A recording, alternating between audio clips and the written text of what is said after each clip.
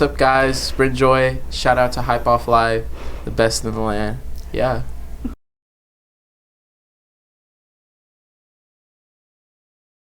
How has growing up in Nashville influenced your style and outlook on life? Growing up in Nashville, I grew up around a lot of gospel and R&B music, and even though I wasn't singing then, it really kind of puts into your soul the musicality of it. So the rich pianos, the guitars, the live kits, and everything. So that's really kind of what really founded my sound and even my outlook on life. There's a lot of Nashville's made a lot of steps, but Nashville used to be a lot of really close-minded a little bit. So it really kind of challenged me to fall in love with myself and what I believe in and my faith in everything and formed me to who I am today. Okay. Your music, it's really chill, blending influences from like gospel, R&B, hip-hop, jazz, and pop. What were some of your favorite artists and albums to listen to while you were growing up? Ooh, love Freddie Jackson, SOS, Gap Bands, the Tupac, all of them, like the feel-good records that like my dad would play while we were traveling and stuff. That's a huge inspiration. And my music, the ones you can like Jill Scott's Golden, for example. Like those are the joints you listen to and you're like, hey, let's get it. Like those are the ones that really inspired me and my music today, and I still try to incorporate with everything. Who are you listening to these days, like from the new generation? Everyone. I've really been in on Dijon. Joey Perp is a he's UK based, incredible rapper. I've found a lot of Summer Walker. Yeah. I'm a little late to the game, but a lot of Summer Walker, and they're all kind of artists that are really changing the game. Coin is an artist that's coming up. They're a band from Nashville, actually. Went to the same college I went to, but really dope too. Okay, so you started writing music 2 years ago in 2018. Yeah. What sparked that decision? Like, what inspired you to start writing music? Good question. I got into music freshman year of college, and after really it going from a hobby to like me just falling in love with it and it kind of being like a calling, I really started to get into arranging. So I went to these professors and really broke down Kirk Franklin's music, which is one of my all-time inspirations.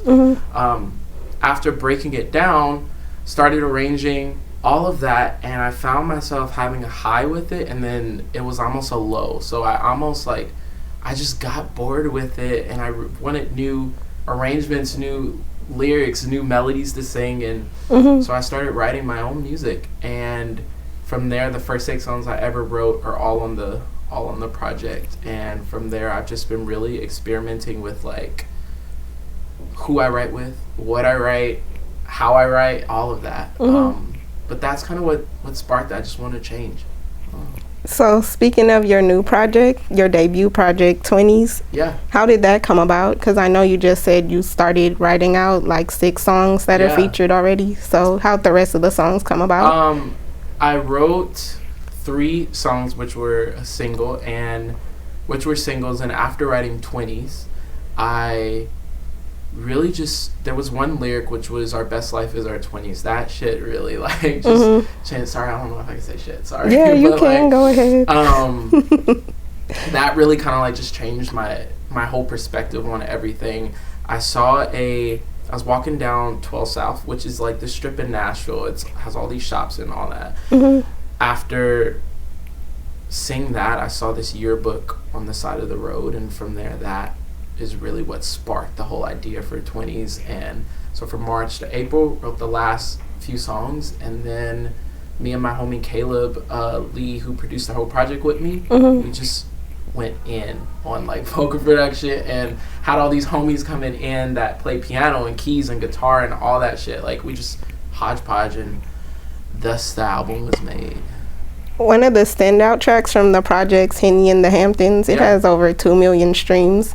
Can you explain like what the song means to you? It's aspirational.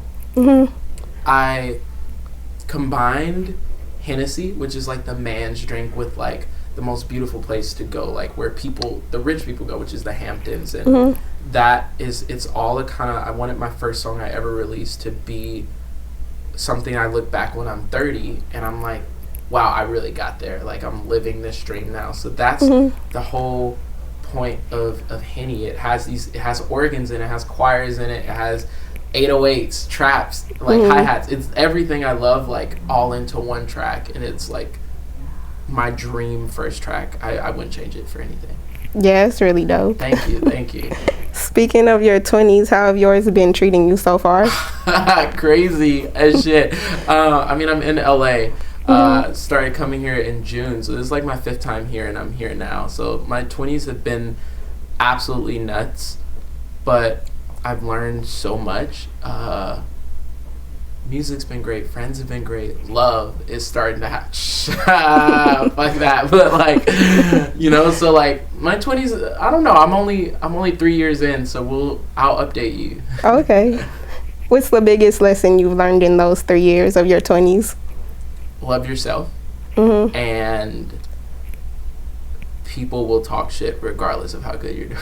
Yeah, that's true. But I think, like, with that, I think it all goes back to loving yourself. I learned that, like, regardless of what you do to try to make people feel happy or try to please people, it's never going to be enough.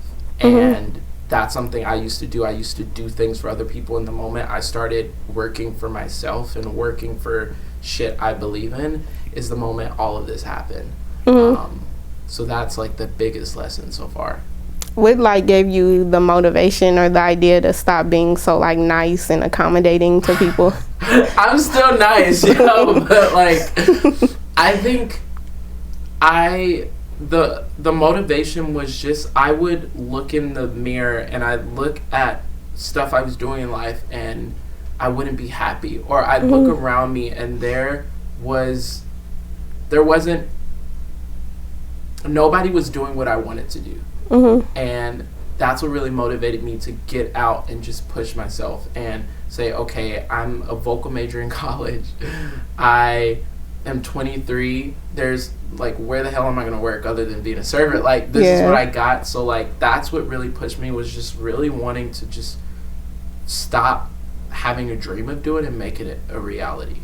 Okay. So speaking of turning dreams to reality, where do you want to be on the other side of your 20s when you're heading into your 30s? Ooh, have you thought that far ahead? That's too old.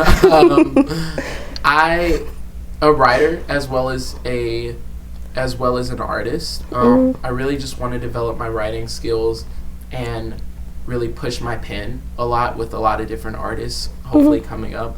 But by the time I'm 30, I just hopefully will have had an impact on this industry where I can really just push R&B and just at least give someone something new to look at in R&B. Push it as much as pop music is being pushed right now, and just challenge the comfort levels in R&B, you know? Yeah. That's where I hope I'll be. Anything else we should know before you go?